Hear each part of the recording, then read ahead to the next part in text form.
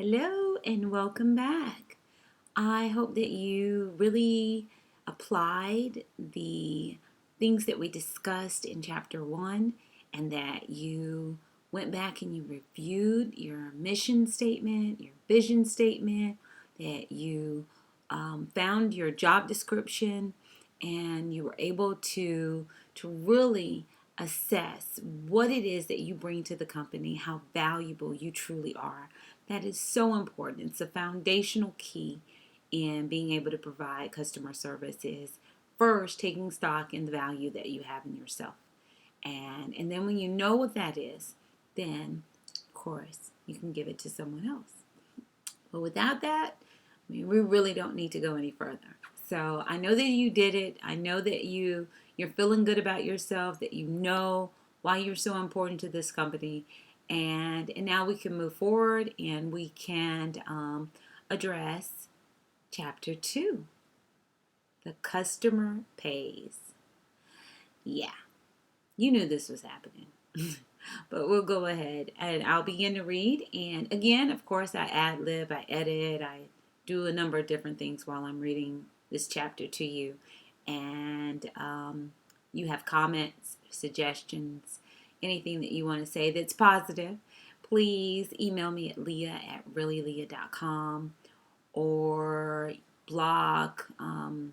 Make a comment on any one of my blog posts at reallyleah.com or at the deathofThetip.com. And I look forward to hearing from you. But anyway, let's begin. The customer base. Remember, balance is required to make this relationship work. Yesterday was about starting with you, and today is about the other half of the story.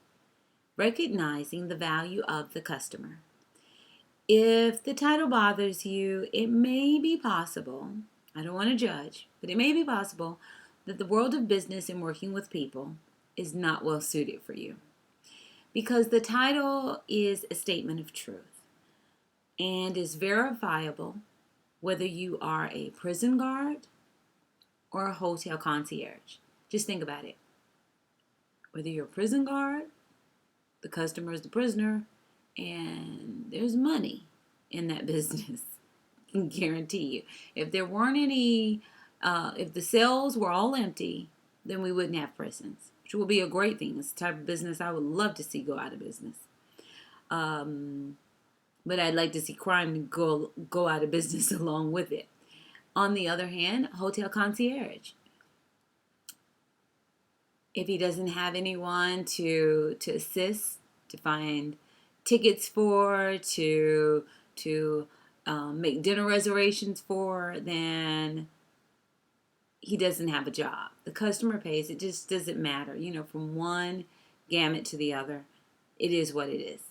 It also requires most suppliers, employees, and owners to check their egos at the door. I think this is the thing that is most important in understanding that the customer pays is that it is not about our egos. It really is about our customer. I have value because I have value. I don't need to have an ego issue. I don't need to be concerned with what you think about me. I already know who I am.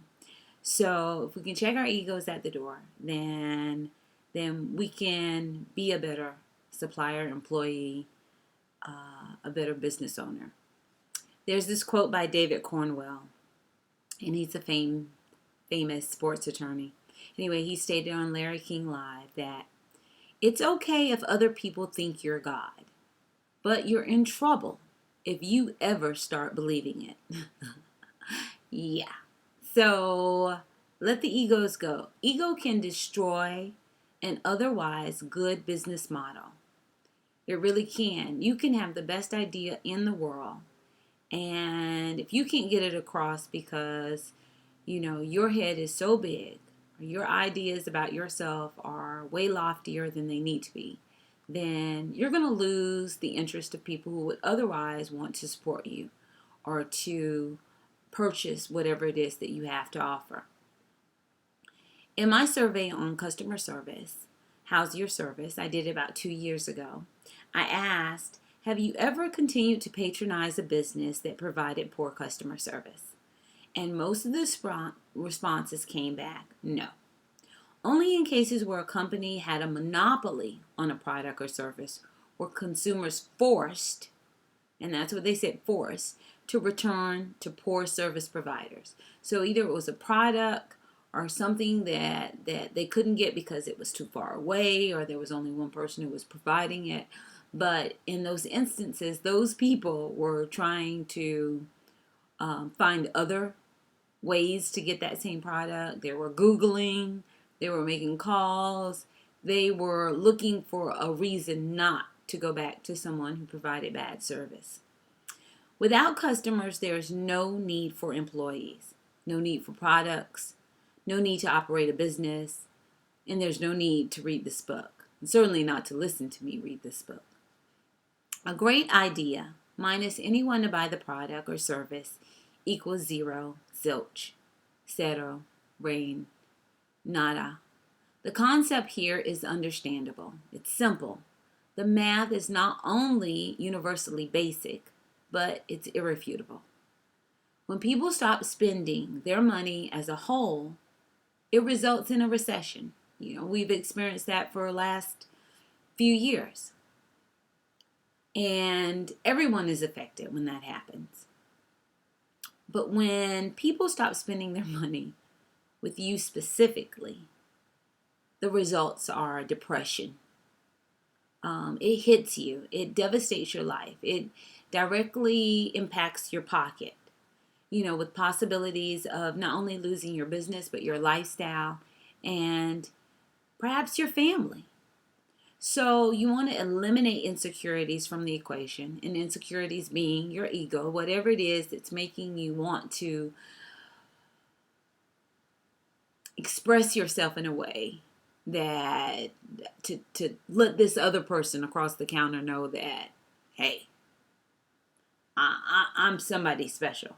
Whatever that is that makes you feel that way, you need to eliminate it. I'm serious. There's no room for it. There's no margin of error here.